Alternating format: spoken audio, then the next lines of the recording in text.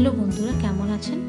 আমার চ্যানেলে আপনাদের স্বাগত জানাই। আজকে আমি ছানা কোপ্তা বানাতে যাচ্ছি। তার জন্য চাই কাজু, কিশমিশ, চাল, মগজ, আদা, লঙ্কা, একটা ফাইন পেস্ট তৈরি করে নিলাম। ঠিক এইভাবে আমি ছানা করে রেখেছি। ছানা জলটা বেশ ভালো করে ঝরিয়ে রেখেছি। ছানাটা শুকনো শুকনো হয়ে এসেছে। এবার হাত দিয়ে ম্যাশ করে নিলাম। একটা আলু সেদ্ধ করে রেখেছিলাম, সেই আলুটাও দিয়ে ভালো করে মেখে নেব। ব্যান্ডিংয়ের জন্য আমি 1 চামচ ময়দা দিয়েছি, আপনারা চাইলে কর্নফ্লোর দিতে পারেন। ঘরে যা মশলাগুলো আছে, জিরে গুঁড়ো, ধনে গুঁড়ো, নুন, হলুদ, সেই মশলাগুলো দিয়ে বেশ একটা ভালো ডো তৈরি করে নেব। এবার ছানার বলগুলো আমি তৈরি করে নেব। ঠিক কোপ্তার সাইজ আমি দিয়ে দেবো এইভাবে। আপনারা চাইলে কাজু, কিশমিশ বা বাদাম কোপ্তার মাঝখানে দিয়ে দিতে পারেন। আমি যেভাবে দিচ্ছি বেশ ভালোভাবে ঢুকিয়ে একটা রাউন্ড শেপ দিয়ে দেব। এই কোপ্তাগুলো আমি সাদা তেলেই ভাজবো।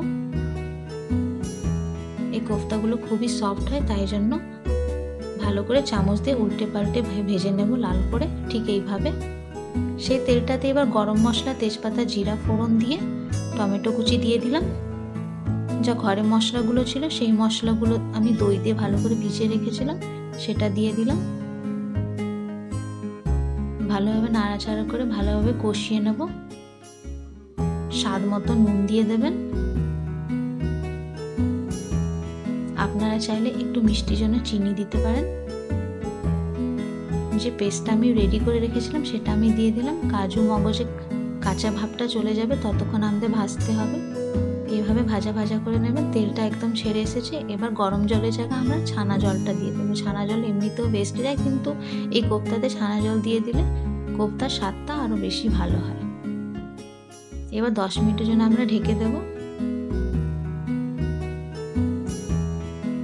এইবার কোপ্তার গ্রেভিটা একদম রেডি হয়ে এসেছে। দেখুন বেশ সুন্দর কালার এসেছে। আর কোপ্তাগুলোকে এর মধ্যে দিয়ে আমরা ফোটাবো না। একটা বাটিতে গ্রেভিটা ঢেলে কোপ্তাগুলো উপর থেকে এইভাবে আমরা দিয়ে দেব।